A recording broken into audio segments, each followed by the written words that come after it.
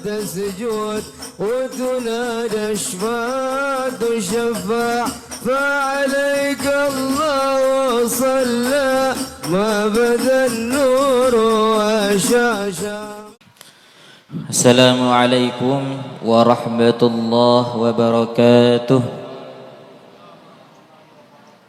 Alhamdulillah rabbil alamin, wassalatu wassalamu ala sayyidina Muhammadin sayyidil mursalin wa ala alihi wa sahbihi ajma'in. Subhanaka la ilma lana illa ma 'allamtana innaka antal alimul hakim. Rabbi shrah li sadri wa yassir li amri wahlul 'uqdatam min lisani yafqahu qawli. Rabbana iftah bainana wa baina qaumina bil haqqi wa anta khairul fatihin. Amma ba'd. Hadirin yang dirahmati Allah Subhanahu wa taala, limpahan puji kehadirat Allah Subhanahu wa taala yang masih memberikan kita kesehatan, keafiatan. Mudah-mudahan yang hadir di sini terutama guru kita semua, yaitu di sini ada Al Habib Muhammad bin Husain Al Idrus, ada Habib Ali bin Muhammad Al Habsyi, dan juga ada guru-guru kita juga, yaitu ada Ustadz Mathari, kemudian ada Ustadz Mustafa, dan juga ada Abah Badruddin. Dan mudah-mudahan dengan keberkahan beliau ini, mudah-mudahan datangnya beliau ini menjadi keberkahan untuk kita semua. Turun rahmatnya Allah Subhanahu wa taala, memberi hingga akhirnya kita mendapatkan umur yang berkah, mendapatkan ilmu yang bermanfaat. Mudah-mudahan kita semua diwafatkan dalam keadaan husnul khatimah. Amin ya rabbal alamin. Begitu juga yang kumuliakan, yang kucintai, yaitu para hadirin hadirat yang hadir pada majelis ini. Mudah-mudahan Allah Subhanahu wa taala menjadikan kita orang yang terpilih di hadapannya. Mudah-mudahan kita semua dikumpulkan ke dalam surga sebagaimana Allah kumpulkan kita pada saat ini. Mudah-mudahan juga di antara kita yang sakit Allah sembuhkan. Mudah-mudahan juga apa yang kita cita-citakan Allah kabulkan.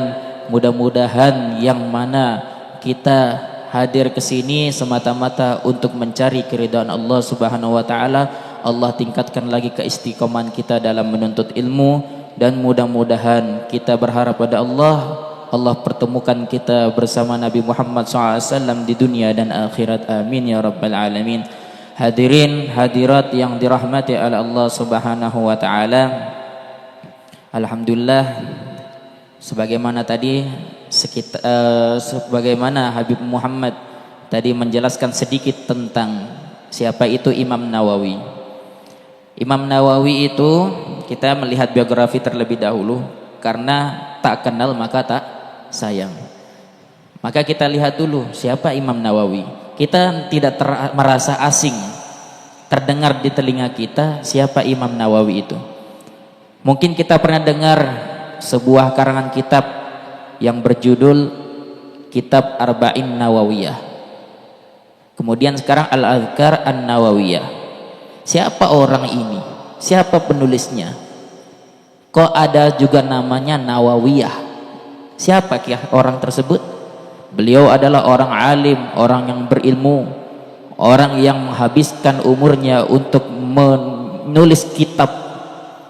Disebutkan bahwasannya beliau itu menulis kitab hingga 40 kitab.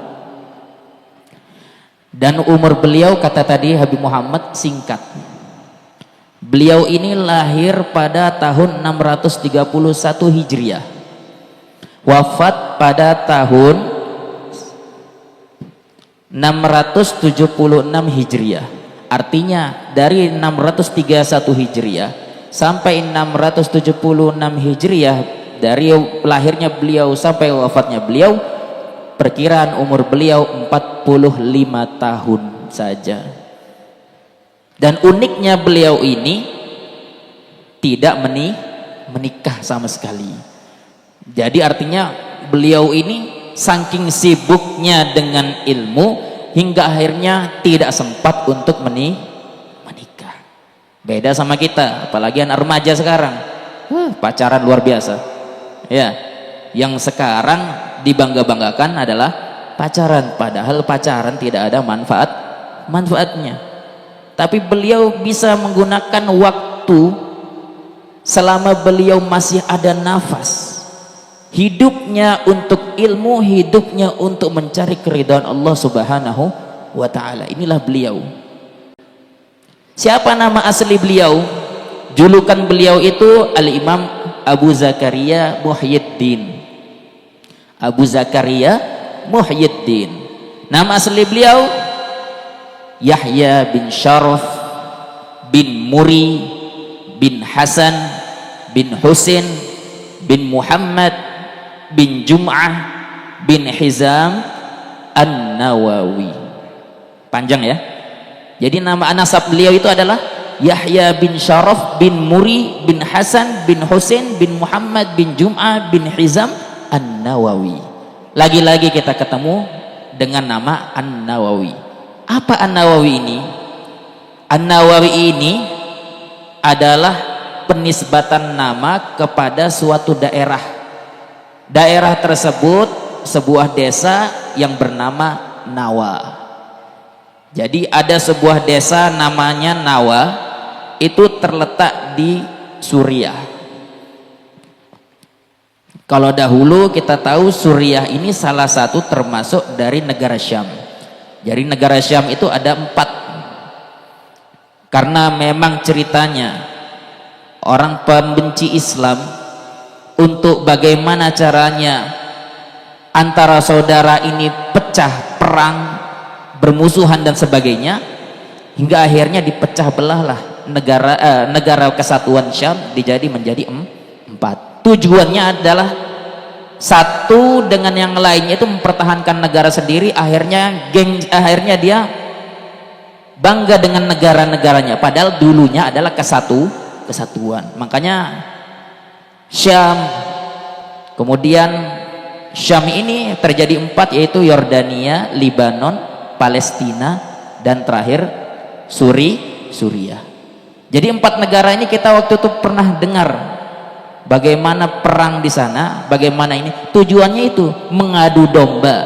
Jadi pemecah belah Islam itu mengadu domba di antara umat muslim yang lainnya. Tujuannya itu. Tapi alhamdulillah, karena mereka merasa bahwasannya dulu itu adalah saudara, maka alhamdulillah belum bisa terprovokasi, walaupun ada sebagian kecil saja. Palestina juga dulunya negara Syam. Kemudian An-Nawawi ini penisbatan kepada daerah desa yang bernama Nawa.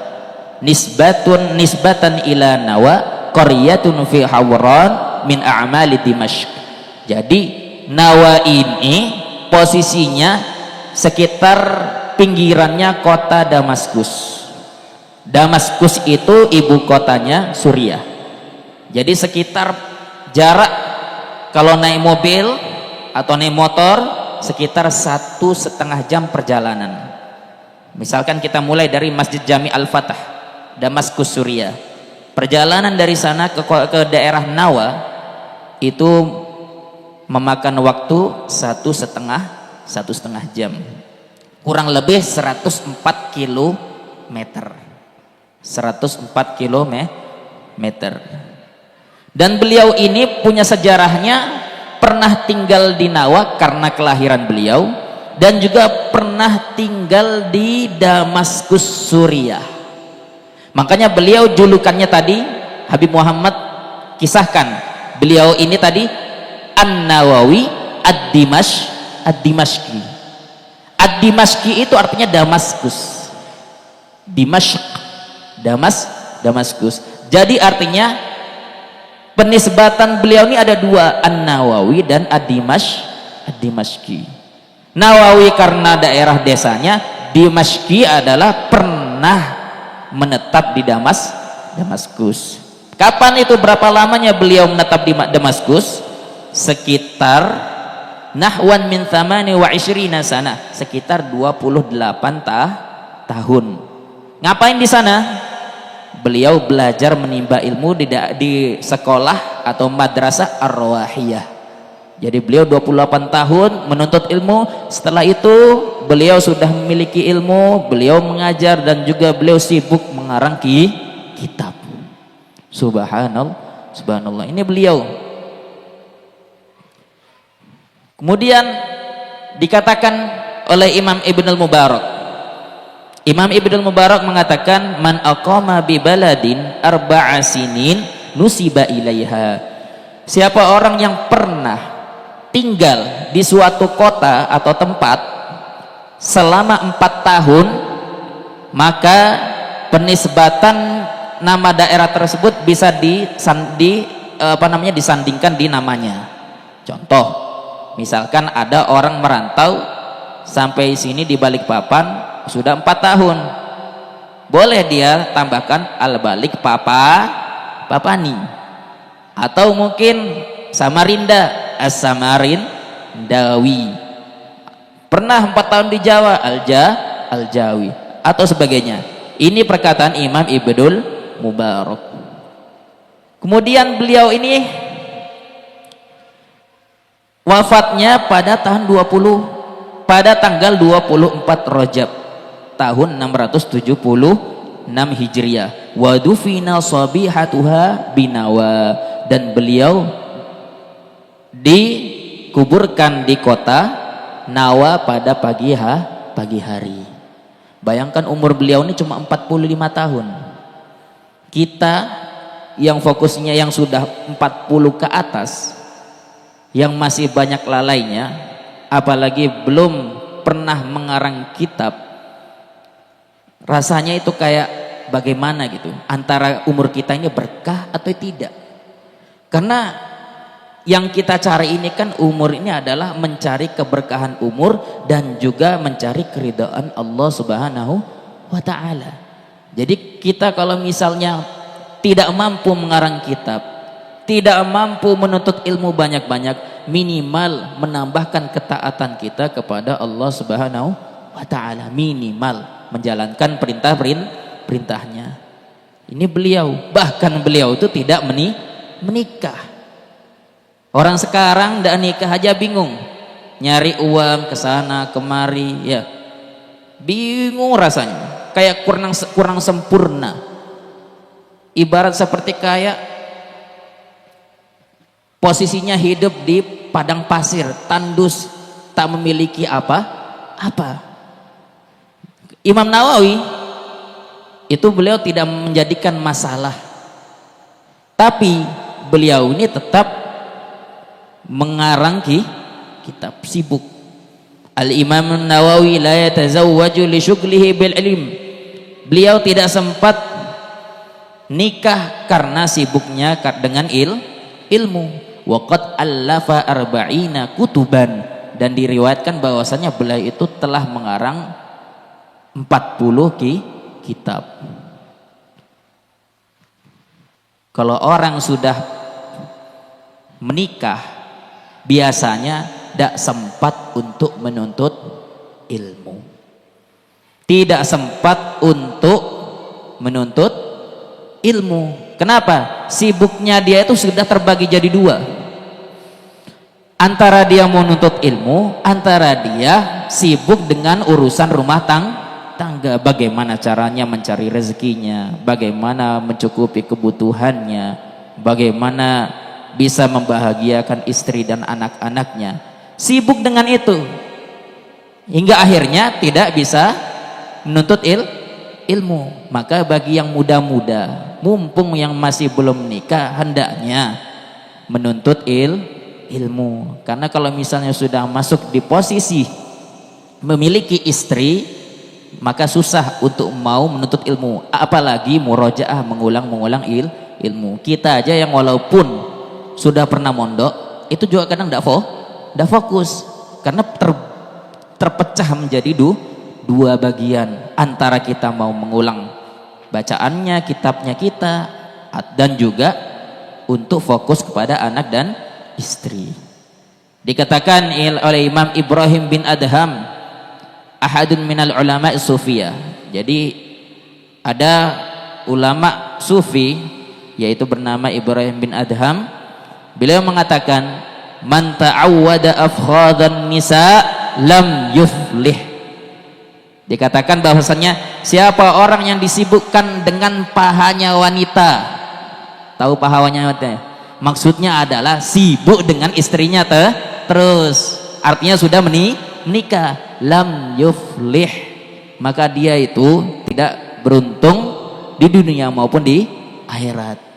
Maka jangan sibuk sama istri terus, hadir majelis ilmu minimal 1 minggu sekali, biar ada hidup berkah. Tapi beliau Imam Nawawi tidak sempat menikah.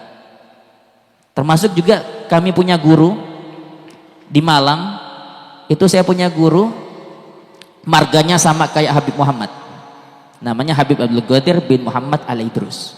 Saya punya guru itu, beliau tidak sempat menikah. Sempat waktu lalu beliau cerita kenapa alasannya beliau tidak menikah. Akhirnya diceritakan, dulu ada wasiatnya dari pendiri pondok pesantren Darut Tauhid yang bernama Al-Alim Al-Lama Al-Murabbi Syekh Abdullah bin Awad Abdul.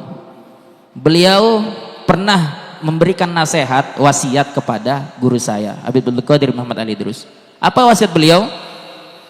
Kalau bisa engkau mengajar selama-lamanya di sini. Kalau bisa mengajar selama-lamanya di sini. Jadi beliau itu pernah ditawarkan seorang wanita dari Lombok, kemudian dari Palu, kemudian dari Sumbawa sama Pasuruan. Beliau menolaknya karena beliau sibuk mengajarkan kami muridnya itu karena cintanya ilmu dan ingin mengamalkannya. Bahkan beliau itu, guru kami, tidak merasa puas dengan ilmu, padahal beliau itu 13 tahun mencari ilmu di negeri timur. Pernah di Mesir, pernah juga di Arab Saudi, dan beliau lulusan Darul Hadis Malang. Akhirnya beliau merasa kurang dengan ilmunya. Beliau berguru dengan kakak kelasnya yang bernama Al-Alim Al-Allama Al-Habib Saleh bin Ahmad Al-Idrus Malang. Jadi beliau berguru dengan itu, padahal kakak kelas. Jadi orang berguru memposisikan dirinya sebagai murid, berguru itu tidak harus umurnya jauh, tidak harus orang itu orang yang lebih tua, walaupun kakak kelasnya pun juga menuntut ilmu kepada beliaunya. Sekalipun itu adik kelas juga beliau menuntut ilmu sama adik kelas. Artinya ilmu di sini yang sudah dimiliki tidak putus antara murid dan guru. Dari situlah subhanallah beliau tidak sempat menikah, meninggal di umur 48 tahun, tepatnya tahun 2016, dan wafat di Surabaya, dimakamkan di Jakarta. Ini orang-orang yang soleh macam ini, seperti Imam Nawawi, seperti guru kami juga, itu artinya memang betul-betul tulus mengajarkan ilmu, cinta dengan ilmu. Tapi sekarang masalahnya banyak orang tidak menghadiri majelis ilmu, lebih banyak mencari ilmunya lewat internet. Dari lewat internet tersebut tidak bisa menyaring yang mana ini betul, yang mana ini tidak betul, yang mana ini sesat, yang mana ini tidak sesat. Kenapa? Karena tidak ada bimbingan guru. Makanya alhamdulillah kita ini berkah dari para guru yang hadir ini. Alhamdulillah, insya Allah akan membimbing kita semua. Insya Allah memang tulus niat ikhlas lillahi ta'ala, menjadikan kita semua orang yang selalu mendapatkan keberkahan di dalam umur kita, amin. Kemudian bagaimana hukumnya nikah ini? Mungkin kita pertanyaan, bagaimana hukumnya nikah? Apakah nikah ini wajib? Apakah nikah ini sunnah? Atau bagaimana? Maka dijelaskan bahwasannya di dalam kitab Imta'ul Asma Syarahnya dari Matan Abi Syuja, karangannya Dokturah Syifa binti Muhammad Hasan Hitu. Beliau mengatakan, amma hukmun nikah fayakhtalifu biikhtilafi syakhs. Adapun hukum nikah itu ikhtilaf, tergantung dari seseorangnya, posisinya berada di mana. Hukum mustahab, yang pertama hukumnya mustahab, hukumnya sunnah, dianjurkan. Bagi siapa? Liman wajada mu'nah, bagi orang yang telah memiliki bekal untuk nikah. Wa kana muhtajan ilaih, yang kedua dia memang butuh untuk menikah. Kenapa butuh? Karena biar terhindar dari maksiat. Ini hukumnya mustahab, sangat dianjurkan. Kemudian yang kedua khilaful aula. Kemudian di sini ada khilaful aula. Khilaful aula itu artinya lebih mengarah kalau boleh dianjurkan. Tadi dianjurkan, ini kalau boleh dia menikah saja. Lifaqidil mu'nah, bagi siapa? Orang yang tidak memiliki bekal untuk nikah. In kana muhtajan ilaih, walaupun dia butuh untuk nikah.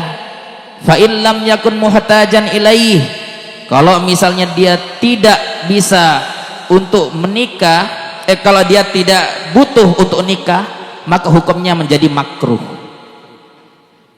Hukumnya jadi makruh. Tidak memiliki bekal tapi dia butuh, maka hukumnya mustahab.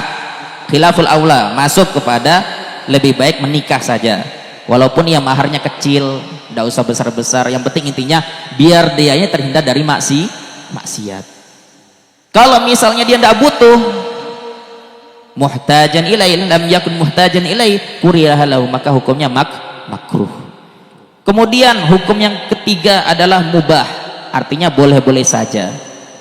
Fa in wajadal mu'nah, siapa orang yang memiliki bekal, lam yahtaj ilaih, tapi dia tidak butuh untuk menikah. Dia punya bekal tapi tidak butuh nikah.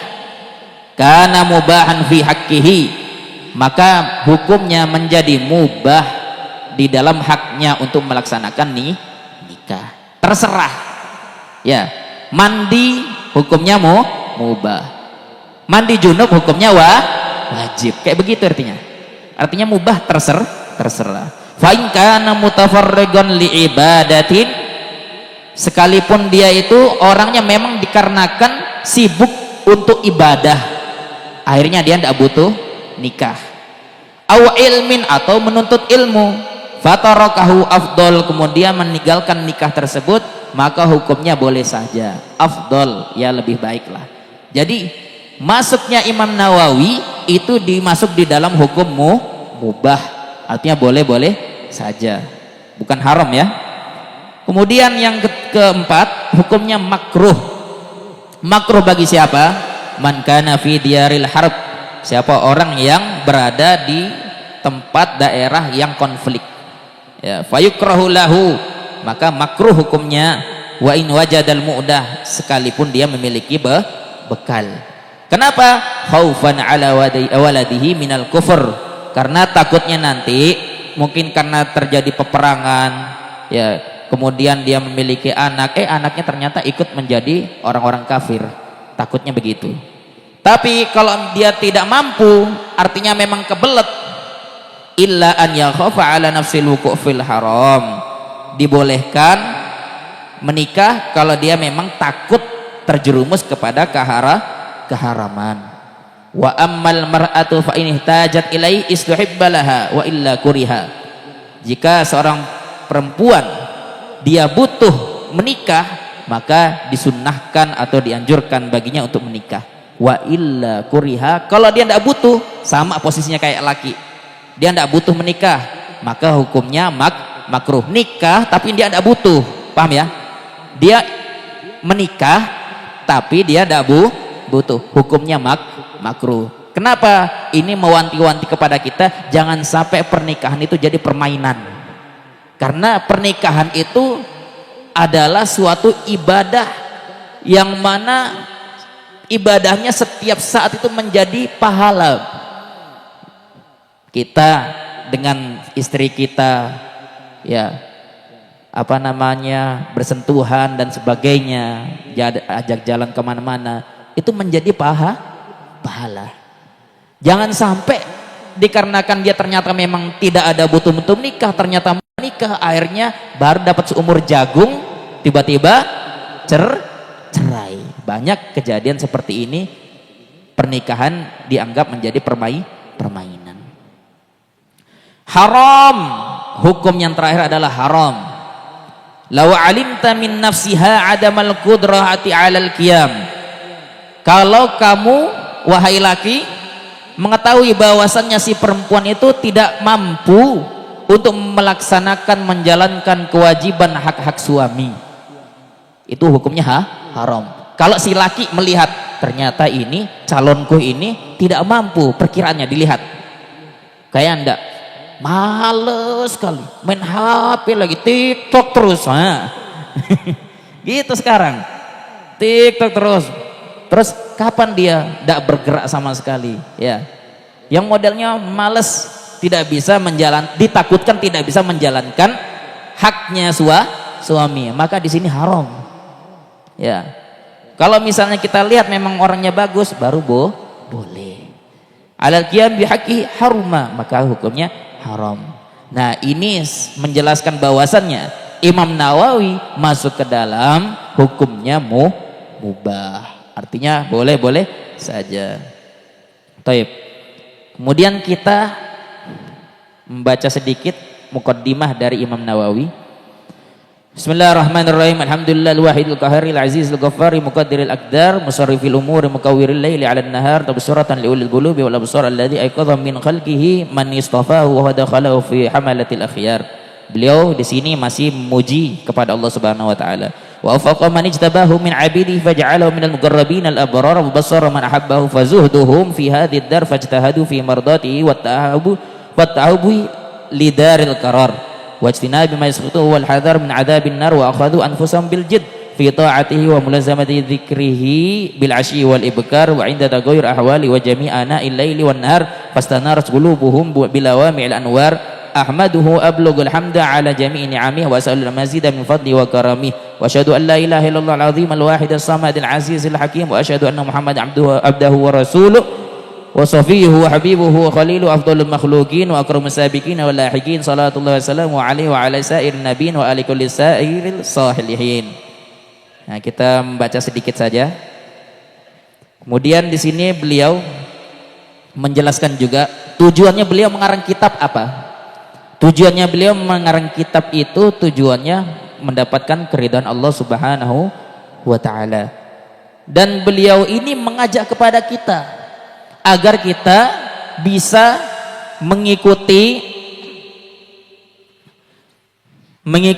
sunnah-sunnah Nabi Muhammad SAW yang terhimpun pada dalam kitab Al-Adhkar. Kitab Al-Adhkar ini apa? Kitab Al-Adhkar ini, Al-Adhkar diambil dari kata zikrun, artinya zikir. Al-Adhkar banyaknya zikir. Artinya Nabi Muhammad SAW pernah melakukan zikir-zikir tersebut dan dihimpunlah di dalam kitab ini oleh Imam An-Nawawi.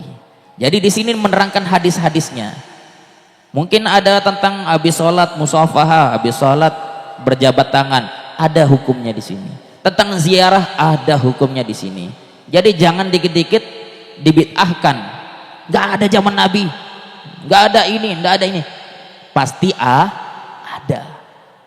Karena orang yang model macam tersebut dia belum terlalu banyak menelaah hadis-hadis Nabi Muhammad SAW yang menyebutkan tentang keutamaan. Jadi di sini dikatakan dalam hadis, man da'a ila hudan kana lahu minal ajri mithlu ujuri man tabi'ahu la yanqusu dzalika min ujurim syai'an. Kata Nabi SAW, siapa orang yang mengajak kepada kebenaran, kepada petunjuk, maka dia mendapatkan pahala seperti pahala orang yang mengamalkannya.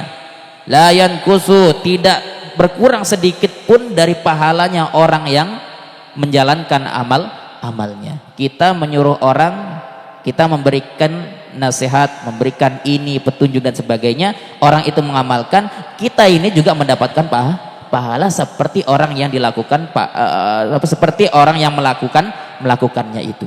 Artinya tidak ada berkurang sedikit pun. Kemudian di dalam hadis ini, al-adhkar ini, Imam Nawawi mengambil dari 5 kitab hadis yang masyhur, yang tersohor. Apa itu? Disebutkan alal ahadits allati fil kutubil masyhurah allati hiya usulul Islam, yang mana ini adalah sumber dari cabang-cabang Islam. Kitab-kitab hadis tersebut ada 5, yaitu adalah Sahih Bukhari, Sahih Muslim, Sunan Abi Daud, Tirmidzi dan Nasai. Jadi 5 ini beliau nukil penjelasannya, hadisnya dan sebagainya terhimpun di dalam kitab Al-Adhkar. Kemudian kita sedikit tentang bab fasal fil amri bil ikhlasi wa husnin niyat fi jami'il a'malidh dhahirat wal khafiyat. Di dalam fasal ini Imam Nawawi terlebih dahulu memberikan fasal tentang niat. Kenapa niat? Karena kita ini setiap memiliki urusan pasti harus ada niat. Kita mau haji walaupun belum mampu, terlebih dahulu minimal kita meniatkan diri kita, mudah-mudahan bisa naik haji. Karena sesungguhnya di dalam hadis dikatakan niatul mu'min khairun min amalih. Niatnya seorang mukmin itu lebih baik daripada amalnya. Maksudnya apa? Lebih baik niat dulu walaupun belum terlaksana. Terkadang ada orang yang modelnya udah niat haji ternyata tidak sampai keinginannya untuk pergi haji, tapi niatnya itu sudah bisa menyempurnakan seperti dia berhaji. Karena kita tidak ada yang tahu, umur kita tidak ada yang tahu. Makanya terlebih dahulu kita niat. Terlebih dahulu kita niat dengan hal-hal yang baik. Jadi ini niat di dalam juga ikhlas niat yang baik.